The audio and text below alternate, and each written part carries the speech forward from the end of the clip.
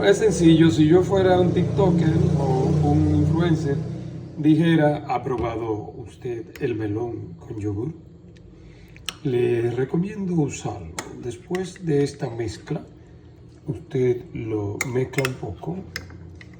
De esta manera, fíjese, llévese de las instrucciones.